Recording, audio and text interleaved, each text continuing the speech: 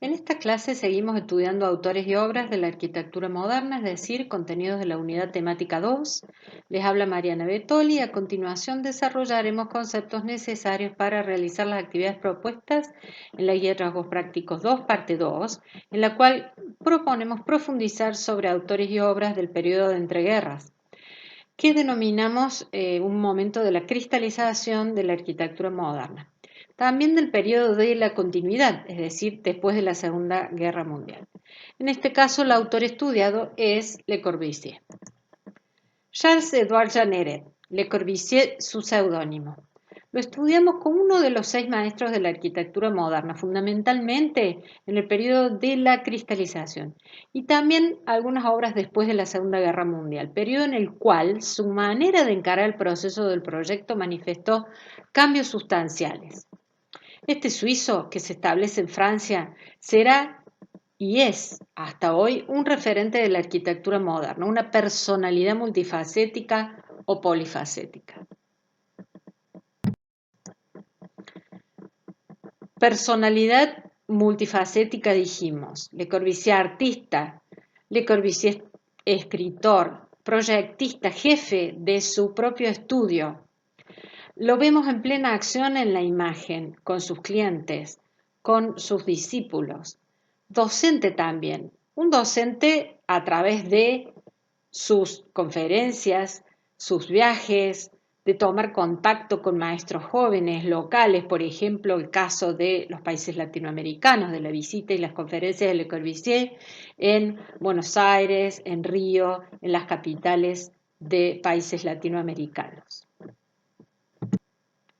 Distintas líneas para una misma trama. Sería necesario construir de este autor múltiple de escritos, libros, hasta revistas como l'Esprit Nouveau, que vimos en anteriores clases, de sus pinturas, de su relación con el purismo, con su compañero Ozanfan, que es el que generan juntos el manifiesto y las publicaciones y las reflexiones, sus trabajos de escultura, como la mano abierta, tantas otras expresiones en el arte que él de alguna manera traslada a su obra, y vemos allí cómo en esta primera etapa del entreguerras de esta arquitectura racionalista, purista, está presente todo lo que está ensayando también en el arte.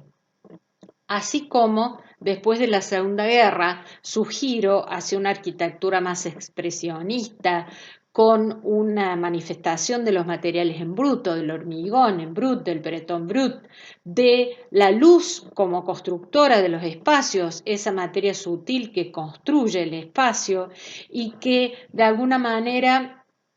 este nuevo espacio expresivo de Le Corbusier será casi producto de socavar, pareciera una masa, como vemos en su obra de Notre Dame du Hot, allí desde el exterior y desde los interiores. Su formación primera es como diseñador grabador, en realidad en la Escuela de Artes y Oficios, con fuerte influencia del Art and Craft y de los modernismos también, y su maestro Le Patinier es quien vislumbra en esta personalidad creadora de Le Corbusier posibilidades diferentes a otros alumnos. Una serie de experiencias previas a la Primera Guerra, de contactos, de viajes con Tony Garnier en Lyon, de viajes por Europa, incluso llegando hasta el Oriente, con Auguste Perret trabajando en París y tomando contacto con la tecnología del siglo XX, el hormigón armado, trabajando también en el estudio de Peter Behrens, entonces teniendo contacto con la Deutsche Werbung, con los otros maestros, con Gropius, con Mies, según el periodo, definitivamente cuando establece primero su estudio y después cuando se muda a París en 1916. Después de la Primera Guerra, una etapa fructífera que ya conocimos desde su producción en ideas, en discusiones en los SIAM, digamos, en el ámbito de la disciplina del urbanismo. Asimismo dijimos sus primeros viajes para las conferencias en Latinoamérica en el 29, donde marca un punto de inflexión porque la historia de la arquitectura latinoamericana de alguna manera se va a construir a partir de esa fecha, de 1929-30, cuando de alguna manera a través de su figura ingresa definitivamente estas ideas en nuestro continente. Decimos múltiples líneas que podríamos construir a partir de una cantidad de obras de arquitectura, de proyectos y obras de urbanismo que vamos a recorrer brevemente a continuación. Dijimos que en esta página 32 del libro, Cuando la idea se construye, la arquitecta Noemí Goitia trata de sintetizar dos formas de encarar el proceso del proyecto, el racionalismo y el expresionismo. Justamente dijimos que esta primera etapa de la entreguerra de Le Corbusier de alguna manera sigue desde el punto de vista del diseñador, de las intenciones, de las premisas, del partido, de la idea de partido, esa creatividad que se encuadra dentro de un pensamiento estructural que puede partir o parte de una idea abstracta, la prefigura y materializa de alguna manera la forma en esos términos. Todo esto habla de este mundo 2, de este mundo del autor, de los procesos y estados mentales que decimos en esta primera etapa más bien, de la entreguerra, más bien va a estar imbuida en esta idea racionalista purista. Otro rasgo importante de la obra de Le Corbusier, dijimos en todas estas exploraciones que él hace en su propio estudio en Château Fond, para especializarse en el hormigón armado. Trabaja con el ingeniero suizo Max Dubois, primero, en la reinterpretación del entramado en Evique, estas posibilidades que ya habíamos visto o estas fuentes de donde también Perret estudiará esta tecnología. Decimos de este entramado en Evique cuyas posibilidades de producción racionalizadas, digamos, permite repetir estas piezas e ir armando este entramado. Repite, digamos, esta idea de buscar estos objetos tipos, ¿no? Uno de ellos va a ser su experimento de la Maison Dominó, que de alguna manera va a marcar todas estas casas individuales que él va a proyectar alrededor desde los años 20 a los 30. La Maison Dominó, fíjense, es de 1914. Ya está pensando allí un prototipo abierto en distintos niveles y a distintos niveles de interpretación, una pieza típica, decimos, del diseño para una producción en serie. Esas losas horizontales fuertemente marcadas y los pilotis solamente enhebrados por estas conexiones verticales, escaleras, a veces rampas, etc. Otro objeto tipo, esta máquina de habitar, esta Maison Citroën, en un juego de palabras allí con la marca Citroën, la marca de automóviles, ya de 1920, está pensando en este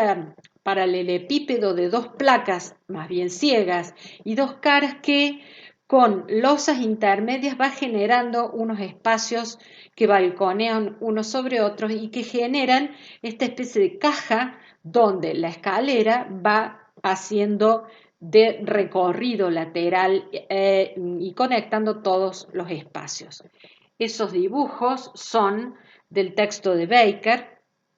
Le Corbusier, Análisis de la forma, que tiene un material muy interesante desde el punto de vista de cómo va haciendo un análisis gráfico de las obras Baker. Otra de las búsquedas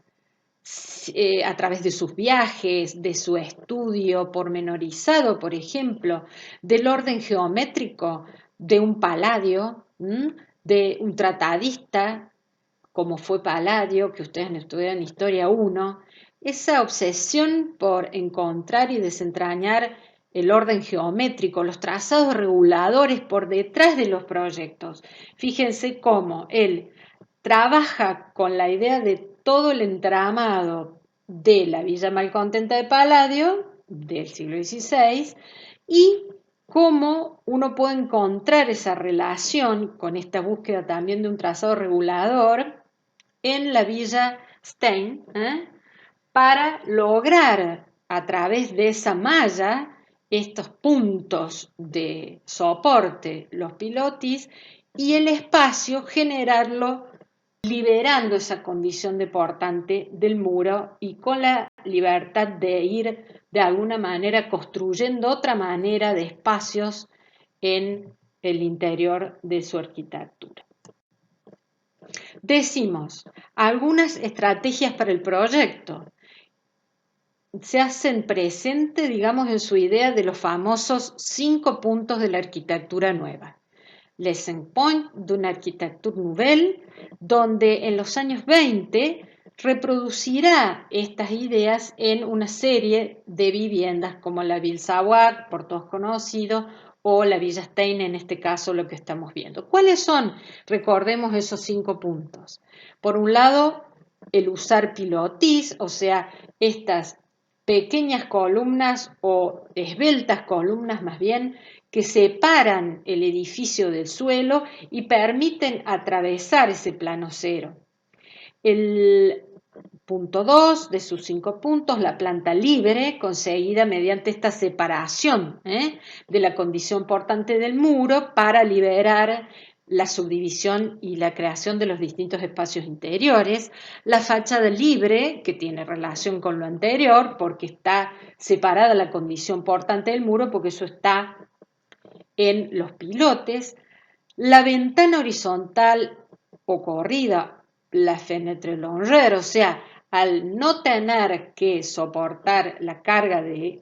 planos horizontales, el aventanamiento puede ser continuo y horizontal. Y por último, esa huella del edificio ganarla en la cubierta jardín o terraza jardín, esa quinta fachada que tanto preocupa y debiera preocuparnos aún hoy en la resolución casi del coronamiento del edificio, pero a través de la comprensión de rescatar ese espacio verde, de alguna manera negado al suelo, reproducirlo en esa cubierta jardinada. Por último, esto se completa con un sentido dinámico de recorrido del espacio, esta famosa promenade architecturale, este recorrido del espacio que permite, casi como en un montaje cinematográfico, ir recorriendo la arquitectura con distintos ritmos, porque a veces es una rampa que tiene una velocidad o una escalera que tiene otra exigencia y otra velocidad, para ir realmente descubriendo el espacio a medida que se lo recorre. Vemos en detalle la Villa Stein en los dibujos que están en la Fundación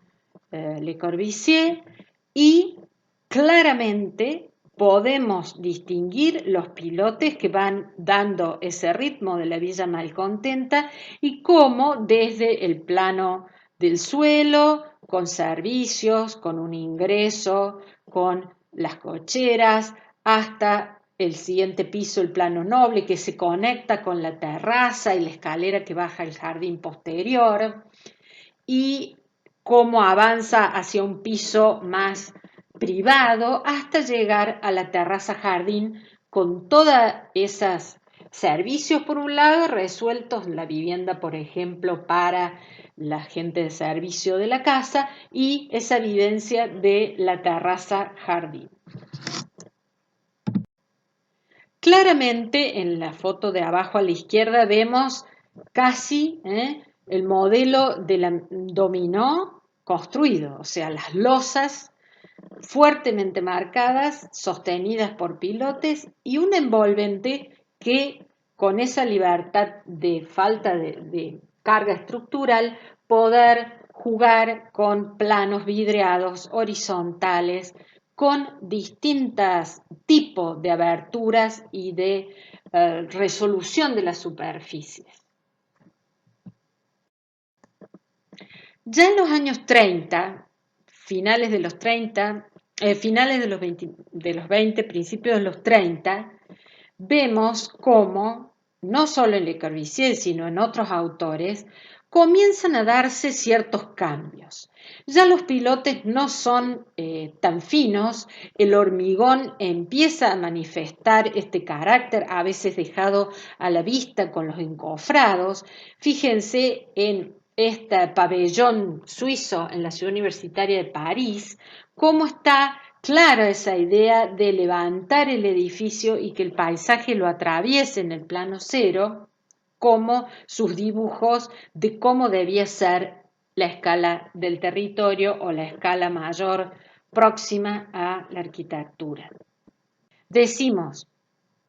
este bloque, este paralelepípedo levantado sobre estos grandes pilares que sostiene, bueno, una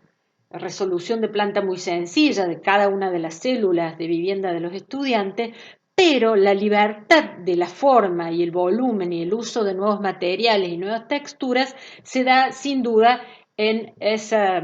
volumen que resuelve todas las actividades comunitarias de esa pequeña subcomunidad del pabellón suizo, de los estudiantes que viven en el pabellón suizo.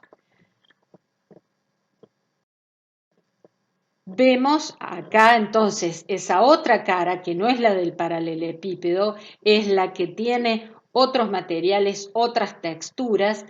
y nuevamente esa idea de la estructura, de, digamos, liberar esa condición portante del muro y trabajar con libertad en la resolución de aventanamientos y también la presencia de la terraza jardín como un elemento de recuperación de la huella del edificio sobre el suelo.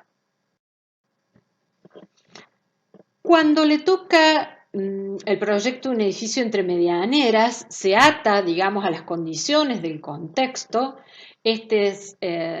justamente, ahí está su casa departamento, su departamento de estudio.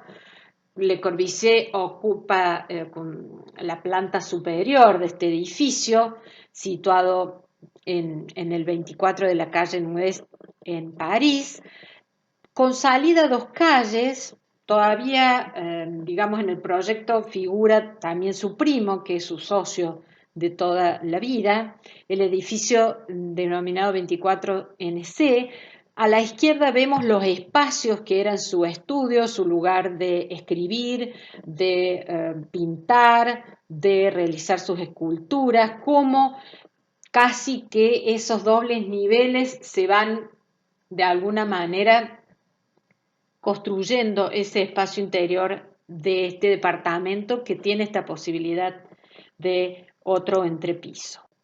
La planta, como ustedes la ven, esa salida a dos calles, un patio interior, agrupados los servicios para poder liberar un ala para su estudio, un ala para su vivienda.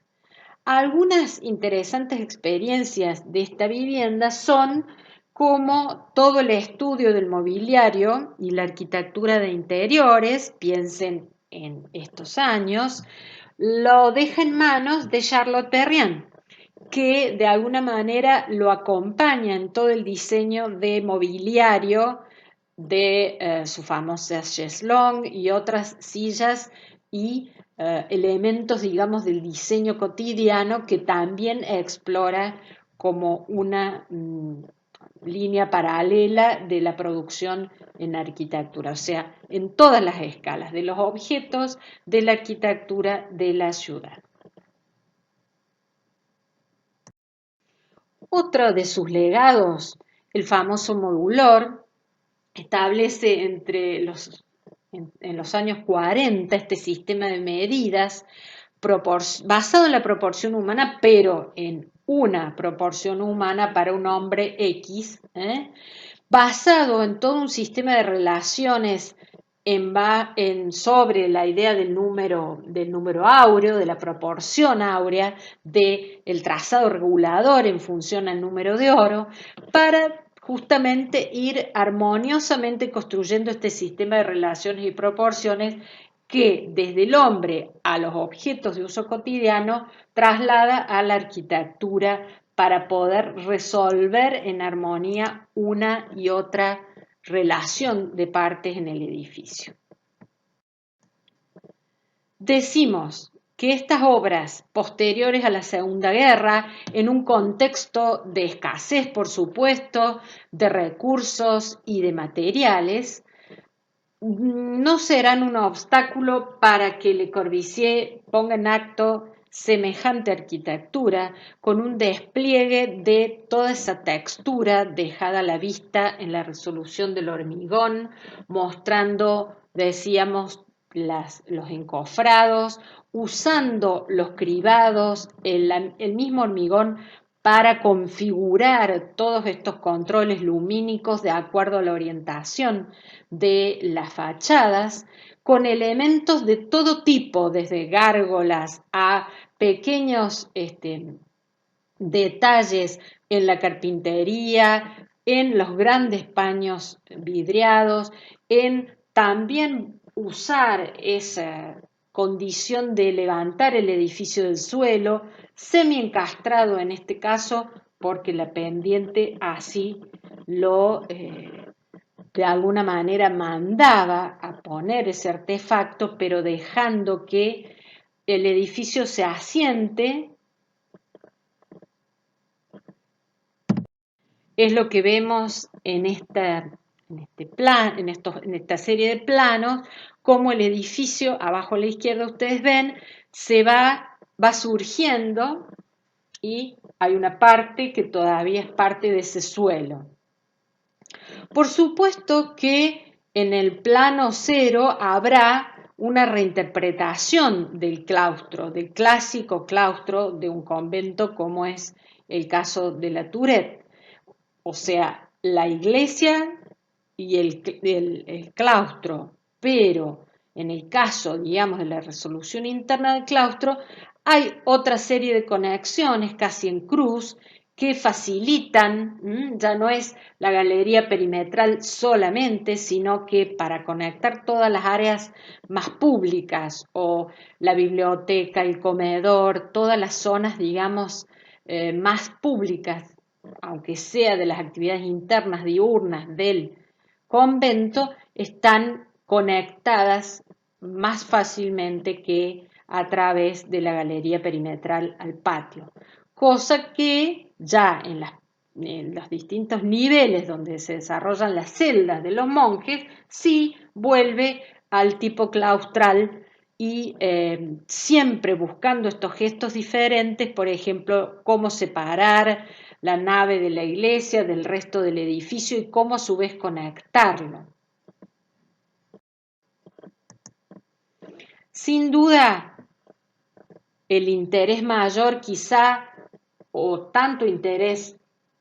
como el exterior presenta en el interior, a través de construir el espacio con esta idea de, a través de la luz, generar, focalizar, puntualizar, en este caso, para generar ese ambiente propio de un edificio con destino religioso, ya sea en el altar principal que vemos a la derecha o en estas capillas que de alguna manera están reinterpretadas, no son las capillas laterales de una iglesia clásica, sino que justamente a través del color, de estas toberas de luz proveniente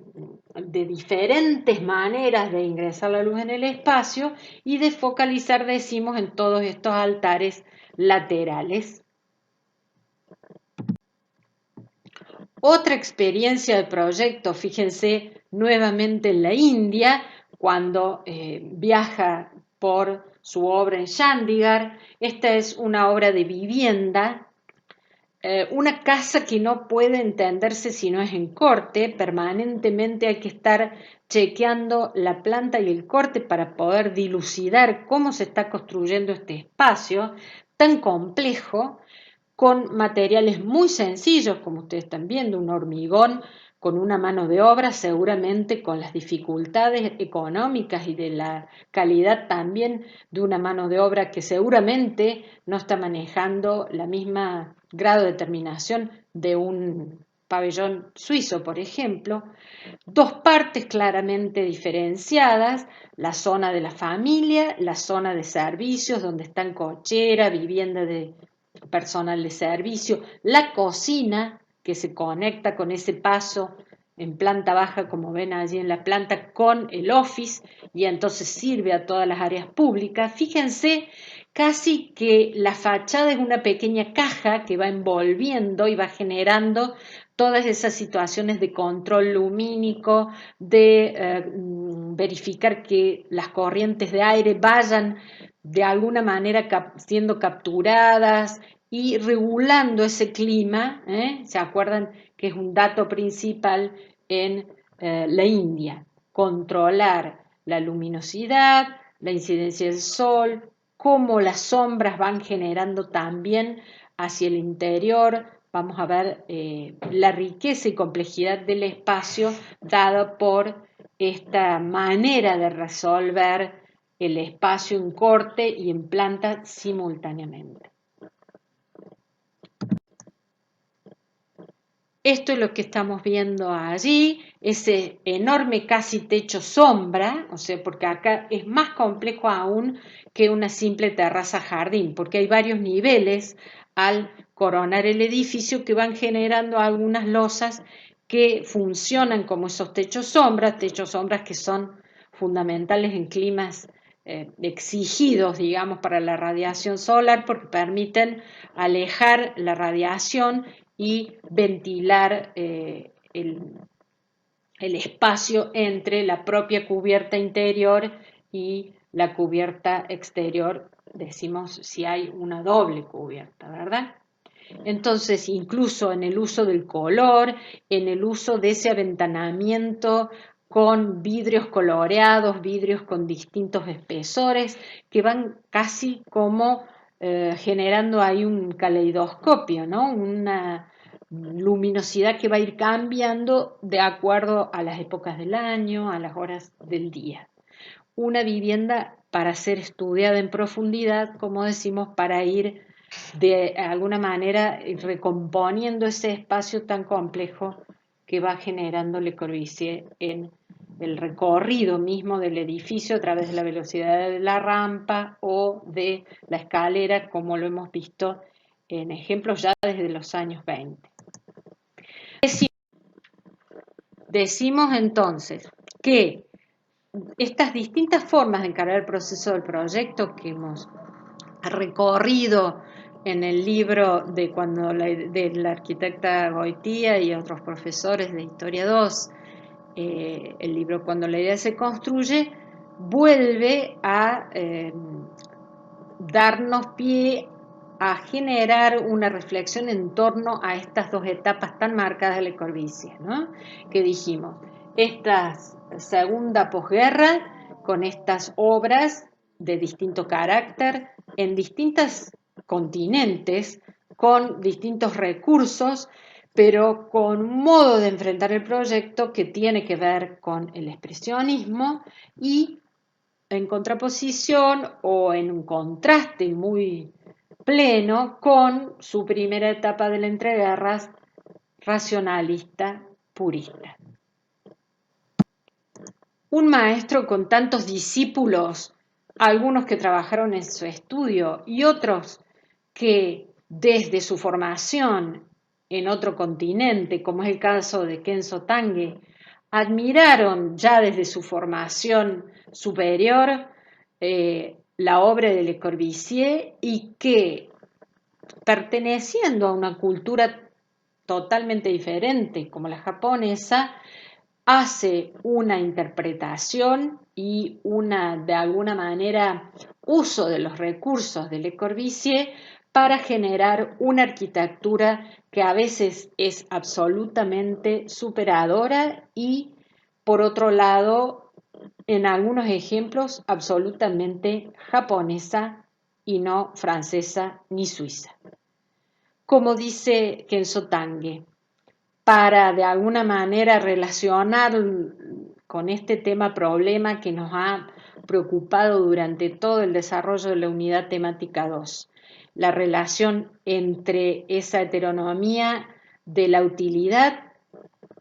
que se hace tan presente en la arquitectura moderna. Por ejemplo, Tange dice, solo la belleza puede ser funcional, una manera distinta de interpretar,